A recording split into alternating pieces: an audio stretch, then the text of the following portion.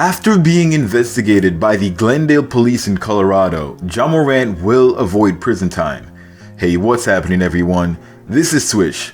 For just about the entirety of the past week, the news of Ja Morant flashing a gun on his Instagram live, presumably his own, has been dominating the airwaves. I can't look at my phone or social media without getting a notification or seeing a sports news page that doesn't have a story about Ja Morant. Now, I brought you guys a prior video that included all the facts surrounding the case and the build-up. If you haven't seen it yet, catch it here in the top right of your screen, then come back to this one when you're finished. That has the most complete set of factual details surrounding the case and leading up to the present. This video will pick right up where the last one left off with some new facts that have come up since the video, as well as some other facts that will help put things into perspective. So at the end of the last video, the NBA was still investigating Ja Morant. He apologized in what seemed like a PR written apology and said he was stepping away from the team for the time being. The team itself had given Ja a 2-game suspension in the immediate aftermath, and the Grizzlies team was in shambles given the injuries to Steven Adams and Brandon Clark, plus the suspension for Dillon Brooks. This team had certainly built its reputation as the bad boys of the league and always played with a certain edge, grit, and tenacity. As a matter of fact, there were some talks about a dynasty, talks which Morant did dispel in an interview during the summer of last year. He understands the on-court as well as the off-court dynamics, and that the player-to-player interaction is just a part of the show, that is the NBA. He admits that a lot of what you see on court is just the competitiveness of the game. Words given to him by his dad state, "You have no friends on the court." It's all love, but he always told me inside those 4 lines, you can't have no friends. And that's what he lives by. Off the court, things are a little bit different. But this is where things get problematic. Is what he did really that bad, or is it just the perception of what he did? Before we get to that, however, if you've been watching my videos and enjoy the content, be sure to like the video, hit that subscribe button, and turn on all notifications. That way you don't miss my latest uploads. So without further delay, let's get to it.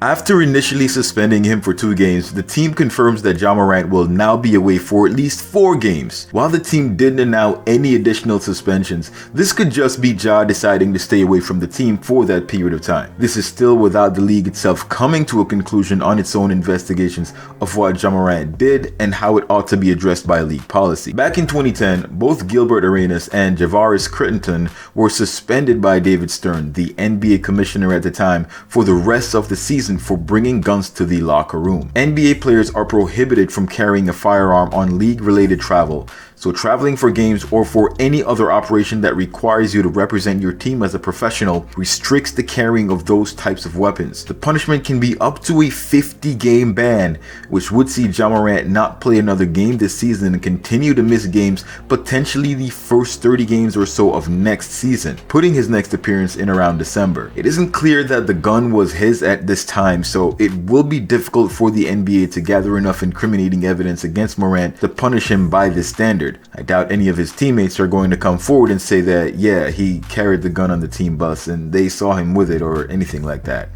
The fact is that Ja might be his own worst enemy, as everything that has come out to this point has been because of him. No one in his circle has ever posted anything outing Ja or putting him in a position to be incriminated. But back to Arenas quickly here, as he had something to say about this whole Ja Morant situation. Gilbert Arenas put his full support behind Ja Morant and had this to say about the differences between the two situations. We're trying to pretend that 23 is real old. Okay, it's not. It's 23 with a lot of money. What have you learned? Where is your guidance? There is. So you're doing stupid. There's going to be some dumb that you do.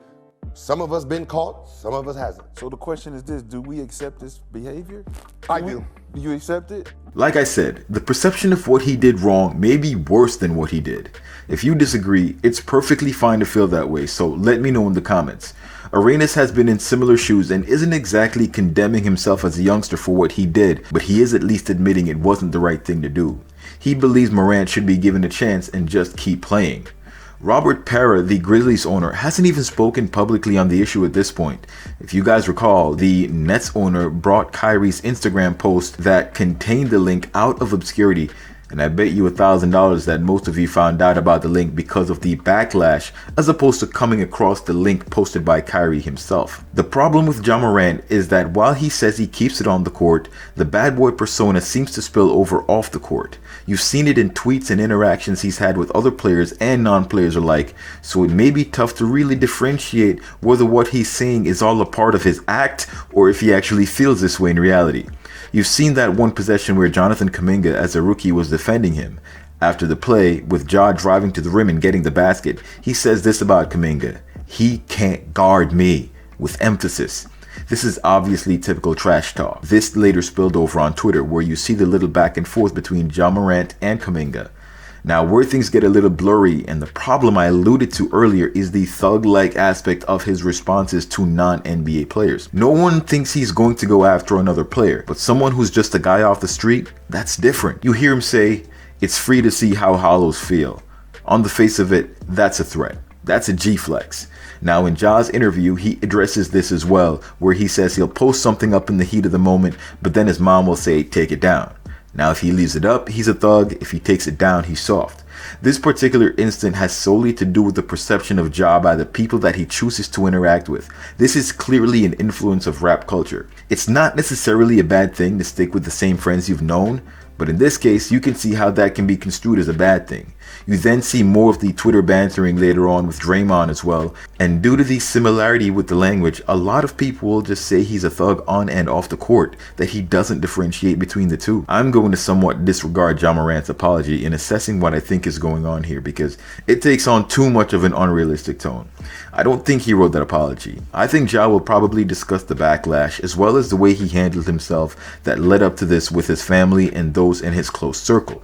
There's no way he's going to give up the salary he's making, so he'll most likely have to try to clean up his act, but at the same time, there's been no precedent for what he did for the league to take decisive action. He literally could come back after the 4 games and go right back to things as they were. This isn't to say, however, that Adam Silver won't put a rule in for this kind of conduct and have Morant be the first one to face the punishment based on this rule. The Memphis Grizzlies are currently the 2 seed, but tied with the Kings for the same spot.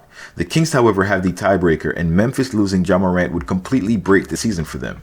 They're even less of a team this year than they were last year without him, and again, considering the additional injuries, we could see the Grizzlies start to drop in the rankings without him. That's a lot of money out of Silver's pockets as well, as Ja has brought a lot to a stale small market team that seemed to be going nowhere until he came along. So the latest news consists of the fact that Ja Morant was actually being investigated by the local police where the Instagram video was streamed.